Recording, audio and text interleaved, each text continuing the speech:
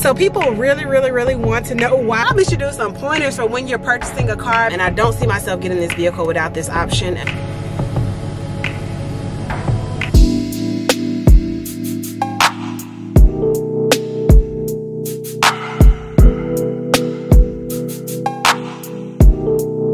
What's up, you guys? It's your girl Tiffany Monet, and we are back with another video. However, this one is really different from the typical videos that you see on my channel. I typically am a vlogger, but it is now my 1-year car anniversary, and my car is one of the most asked questions when people get to know me. So people really want to know why I choose to drive a GMC Yukon, and so I decided that I'd do a tour of my vehicle and give you guys an explanation.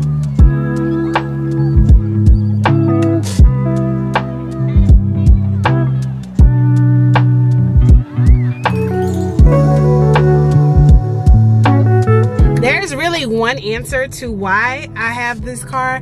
However, I'm going to elaborate for you guys, but the number one answer is that the Yukon has always been my dream car. I don't know why. Ever since I was 16, ever since I could start driving, I always knew that I wanted to drive either a Tahoe or a Yukon. So for years I drove cars, and then I upgraded to smaller SUVs, but ultimately I knew that I would end up driving a Yukon, a Tahoe, Escalade, something to that magnitude. But I really just had procrastinated because I felt like, why do you need that big vehicle? But eventually I decided to just go ahead and dive in. If it's what I want, it's what I want. And so I went ahead and made it happen. Now, I am typically one of the girls that changes up their vehicle very frequently. I'll say probably every 2 years. At about 1 year, I start to think about it. And then by year 2, I'm in the market looking for a new vehicle. I've been in SUVs for a while now, but this is just my car. I love it. And so I want to share with you guys just some of the pluses and negatives that I've experienced while in this car. And to be honest, I want to show you guys why I'm not even really contemplating a new car. Surprisingly, I am very content with my car. I am not on the market for a car, and I don't look to be anytime soon, because if I did it over again, I'd get the same car. So right now we are happy and content. Now, if they change this body style, I may be thinking again, but I think it's going to be around for a few more years. And so it looks like this is going to be the car I'm in, unless God changes my heart. But let's get into the great features of the GMC Yukon and why I love it so much. First things first, I drive a 2021 GMC Yukon SLT. My Yukon is in the satin steel gray, and that is typically different from what I'm used to. I like to get a white vehicle. 9 times out of 10, that's what I go with. But I decided to switch it up a little bit. I had a white Yukon before this, and I went to the dealership and saw the satin steel, and I was like, let's try something new. And so I kind of wrote it out. If I got the vehicle again, I probably would go back to black or white. I like to stay within those. I've tried the color, but I would typically stay within the black and white. The trim on the leather seats is exactly why I chose it over the Chevrolet Tahoe. They do not include that trimming on their seats unless you special order it. The digital dashboard includes a variety of things. You can switch through your sound choices if you're going to use FM, AM. The typical car, you know, you have those options. It does utilize Apple CarPlay, you guys, and so that is an awesome feature. It automatically connects my phone to here when I get in, and then it allows me to adjust to the map and everything else. Let's see. And so it just allows me to use those different functions that are actually on my iPhone. Down below, you have all of your automated controls that you are able to navigate through your settings in the car. It does have the dual air, and it has the sync option as well. It comes with heating and cooling seats, which is often not standard for a lot of vehicles. They know a lot of vehicles these days come with heating, but not the cooling option.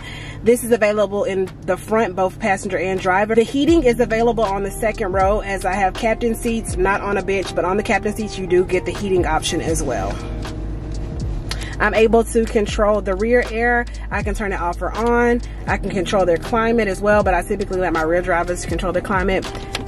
Down here you have your charger ports. You can use them to charge. You also have, what I just removed is the cigarette lighter charger.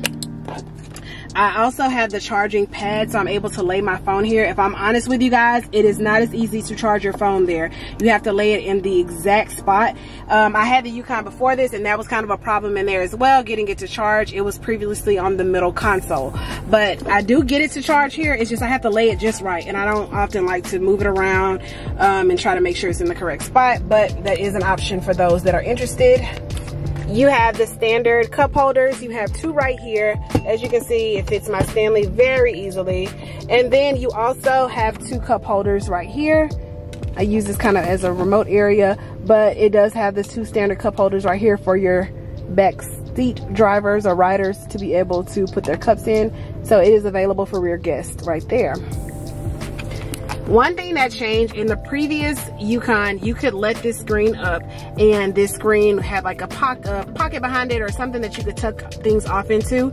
However, they don't give the option on this, but I guess they compensated by giving you this pull over drawer. I don't have anything in there because it really isn't big enough to hold anything, but I guess that's their way of giving you a little pocket, since it used to be a really big one behind the screen in the previous model. One feature that I hate that they removed is the child safety lock. So they do not allow you the option to do electronic child safety lock on this vehicle, and that's one thing that I really hate. So I have to manually put it on the back door when I have my nephew with me. But in the previous model, it was standard. It was on the door. You press the button. You do have all of your other control features like locking windows. You can electronically move your mirrors. You have setting 1 and 2 for drivers 1 and 2. Then you can electronically move your mirrors over here. All of these are your tailgate features, which I have not used. I did not use in my previous one, but you have the option of towing if you'd like. So you're able to remove the covering in the back and hook something up in tow, and those are all of your features with it. I do have my lights set on automatic, and that's really the only feature that I use over here. You have automatic parking assist, I believe. I'm not sure what this is. Oh, this is the auto start. So whenever, not auto start, the automatic, whatever it is when they're trying to save you gas, when it does the start stop to save gas when you're at long pauses. And then you have the electrical outlet that you can power through here. You have your lane assist option right here. I like the lane assist option. It keeps you from going over into the other lane, and it is very aggressive with the pullover. So if there is something over there, you will not hit it because it quickly pulls you over if you are not intending to change lanes. All right, you guys, here are even more feature options. So here I have my OnStar option. I'm able to select OnStar through pressing the button. I think I can change it over to this and just shout it out loud if I need to. I'm able to do the slide feature for my panoramic roof, or I can just pull it all the way back, or I can do the tilt. I can be honest that I only do the pull back. I remove the, what do you call it? I remove the shade, but I don't open the roof. I think that would be extremely uncomfortable while driving. You also have the option to add your home garages. You can do that by looking up a video on YouTube. It just syncs it to it very easily, and then you're able to use that instead of a remote for your garage at home or any other places that you may have. Here is the option to open the trunk. Through this button, if I press it, I can open the trunk all the way, or if I want to turn it down, I would adjust the setting here to open 3/4 or close it and not have the option to open from the inside. These are buttons to let down the third row electronically. You can flatten the seat by pressing this down and then let it back up by pressing this. It is split into a, I believe, a 60-40 bench, and so on the left side and then on the right side are the options for you to let down which one you want to utilize. You also get the speaker features up front. You have one above the passenger and one above the driver. You have your handlebars on the side for easy access or when getting in and out of the car. Now I'm about to show you guys the panoramic roof, which I rarely use because it is 100 degrees in Texas these days.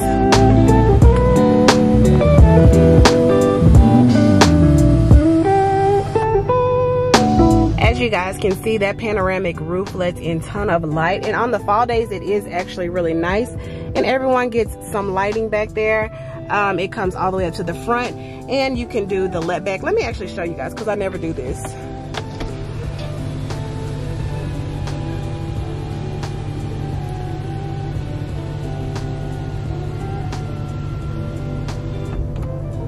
And so there you have it. It is let back. It does not let back the second half. It only opens the first.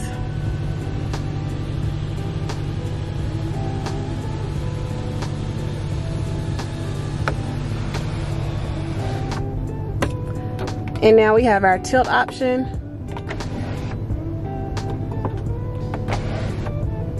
And so there you have it for the panoramic roof. I'm gonna go ahead and close that so we don't burn up while we're trying to make this video, you guys.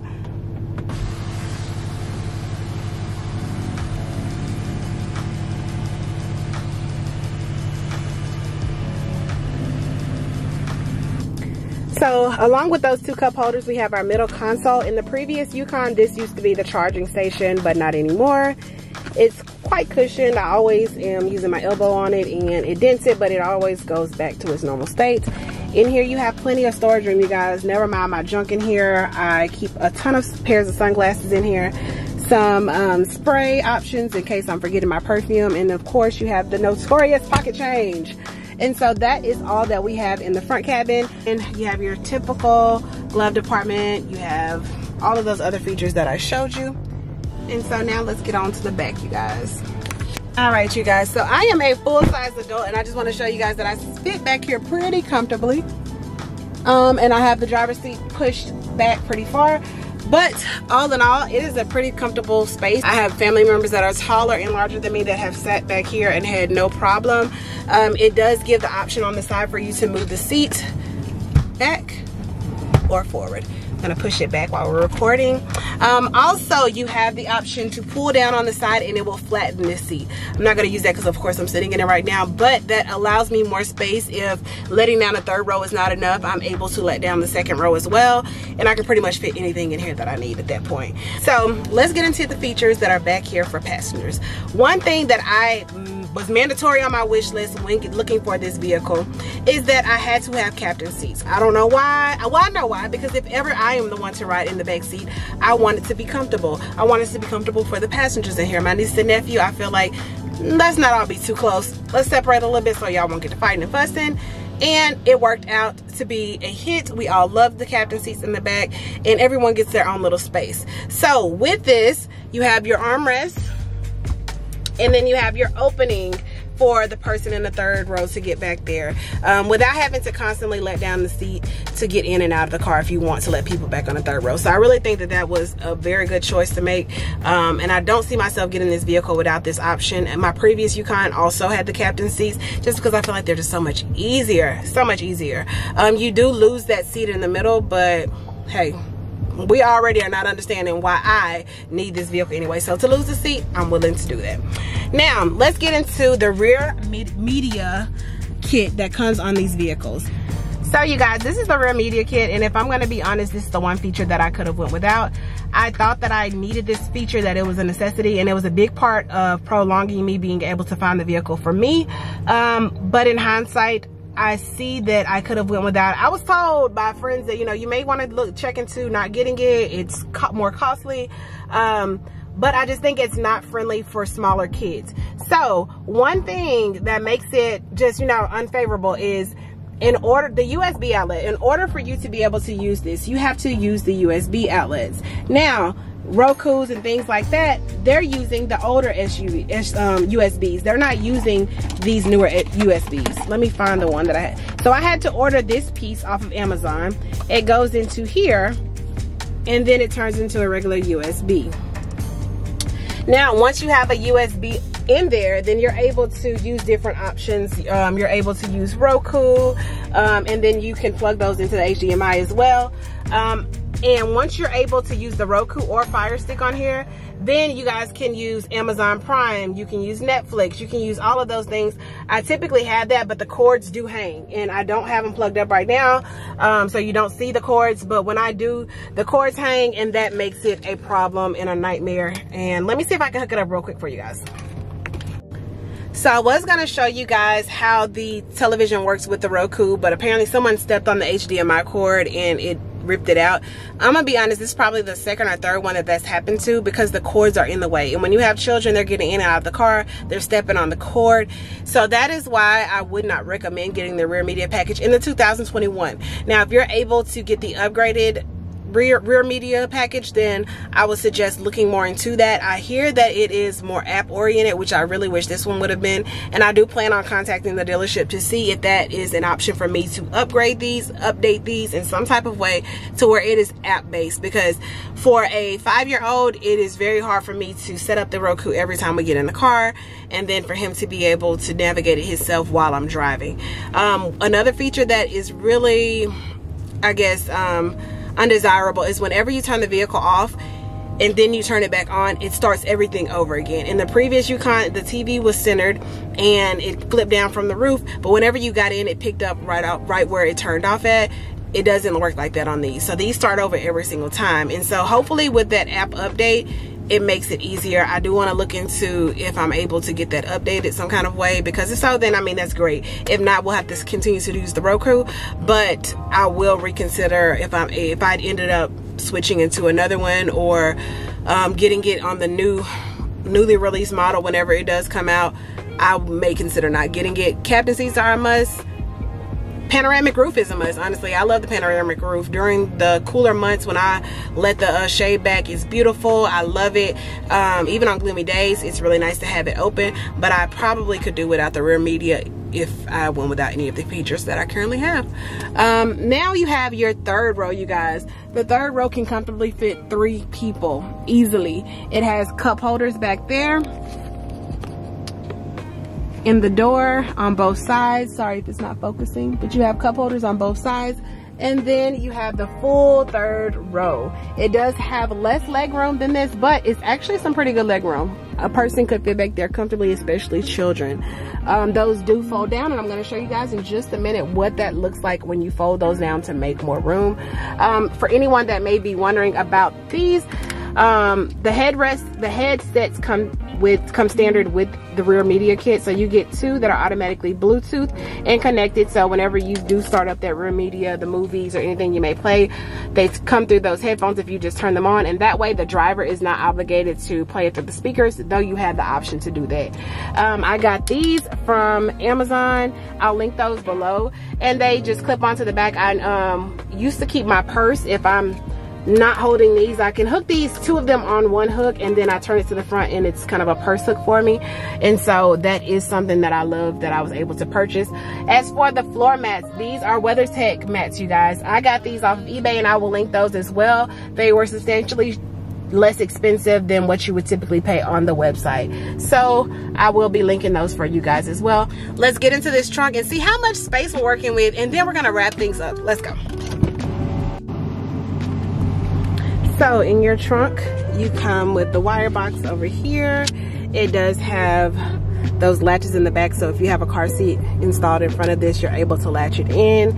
You have the seat belts coming from above, and then it's pretty good space, not huge. People do complain that this is why they prefer not to get the Yukon or Tahoe, because it doesn't have a lot of trunk space.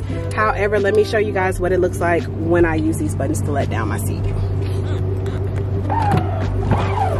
As you guys can see, there is plenty of space, you guys, and that is just letting the third row down. If I press those other 2 buttons, it will let the second row down as well, but I'm not gonna let those down just because you guys get the idea. You have plenty of space and you can adjust it to your needs. And now we're letting those seats back up by the press of the buttons.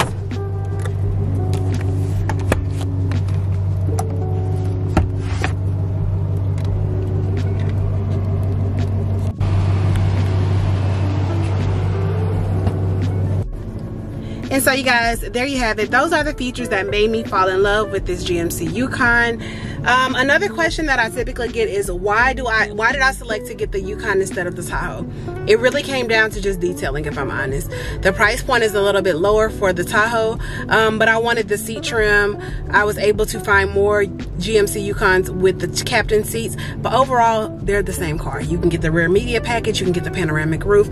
You can get all of those things in both vehicles and it'll come out to be the same overall experience. It just depends upon what you like. I do believe that they make this color in the Tahoe as well, but I had a Yukon before this one, and so I just like the Yukons, and so I stuck with it. But I am definitely not opposed to a Tahoe. I probably will end up with a Tahoe at some point or another in my lifetime, but both of them are basically the same car, so I don't see a difference when people have them. I just prefer to get the Yukon because of the seat trim. And the Tahoe, the trim is not as big of a contrast, and I think it's just stitching, not necessarily the lining. And so those are really the only differences. I also will say that the Yukon doesn't come with as many exterior options as the Tahoe. The Tahoe can come in Premier, which is a little more chrome on the front. You can get the Z71, which is a little bit more blacked out. You can get the RST. So it does have a wide variety of options. You have like 3 options: Denali, SLT, and then AT4 with the Yukon, but I believe they may have done away with AC4. I haven't really seen many of those, but you do get options. But just, I feel like Tahoe just gives you more options. Ultimately, I would love the Escalade, you guys. I love the body style of the Escalade. They always shock me when I think that they can't upgrade it anymore. Escalade comes out with something nicer and newer. So we'll see what the future holds for that. But for right now, I am very happy with my vehicle. I'm content. And if you are in the market and considering getting something, and you're considering this car, I say go for it. You'll love it. I love every bit of it. Yes, I drive it to work every day, and people are like, why do you drive that car? Because I love it. I genuinely love it. I just came back from a home goods trip, and I was able to put the mirrors and all of the things that I bought in here easily, not needing someone to come back with the truck, never needing someone to help me out, because Home Goods puts it right in here. I have the car available to me right then and there. So it's just a lot easier for me to do all of the things that I like to do, and it fits my lifestyle, whether that's with kids or without. I think it is a perfect car for me. Another thing, you guys, when searching for these cars, there was a point in time, and if you are a person that has been in this Yukon, GMC, these Tahoes, if you've been in this market, then you understand the crazy twists and turns that this market took over the past few years. In the past 1 to 2 years, these vehicles have been extremely marked up. That is one of the things that played into what vehicle I ended up with, because I was not willing to pay a ton of money above MSRP. I did get my vehicle used, because I've always been a used car girl. Like I said, I trade the cars in typically 1 to 2 years, and to buy new would be a horrible decision for me financially, knowing that I would end up upside down for a brand new car in 2 years. So I just like used cars. They give me everything that I need, and they've always been reliable. I make sure that, of course, I factor in mileage and things like that year whenever I'm looking for a vehicle. But this vehicle was 1 year old at the time that I got it. I got it below MSRP. Your girl drove to a Louisiana dealership because I was not doing the haggling, the back and forth. We negotiated my deal before I even got there, and it was a piece of cake. So I probably should do some pointers for when you're purchasing a car, because y'all, I feel like the whole car buying process is always a swindle. So I always go in prepared as possible. I want to talk the least as possible. Let's have our deal worked out before I even get there. And so that's what ended up happening for me with this car. Everything was done, had my trade-in value, everything before I got there. I was in and out. I had my check when I walked in from my financer, and I was out. So definitely shop the market if you're looking for any vehicle that you may be looking for. Shop the market. Don't allow yourself to feel pressured, and get the deal that you know that's right for you. Y'all don't know how many times I was about to buy a brand new one, because I would have bought a brand new one. The pricing was very close. The pricing on the brand new cars were not MSRP. They were 10,000 above, 8,000 above, and I just was not willing to do that. So I was able to save myself a lot of money by looking far and near and driving. So the dealership I work with was amazing. If you guys are interested in that information, just comment and I'll share that with you guys. But they were an awesome dealership in Louisiana, about a 4 or 5 hour drive from Houston, and it was worth every minute of that drive. I would definitely go back there for a vehicle, because I have had 0 problems from this vehicle. God bless. Thank you so much for the wonderful experience that I've had with this vehicle. But if you're in the market for a car, good luck, you guys. I hope that you get what your heart desires, and pick what you want. Don't let anybody influence what you think is best for you. Get what you love, and I'll see you guys on the next vlog. Make sure you like and subscribe. Let me know that you're here in the comments, and I'll see you guys soon.